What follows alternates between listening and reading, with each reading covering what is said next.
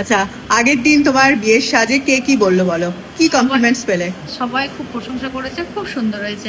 আর এটা বলার দরকার নেই, সবাই জানে, সবাই দেখতেই হ্যাঁ। পেয়েছে তাই না? আজকে তোমার রিসেপশন, তো কি যাই? যেরকম 30 তারিখও তোমার উপরে নির্ভর ছিলাম, আজকেও নির্ভর আছি, একটু ভালো লাগলেই হবে।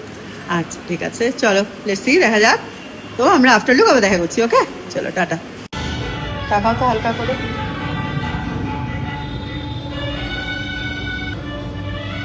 আচ্ছা, ভালো লাগছে?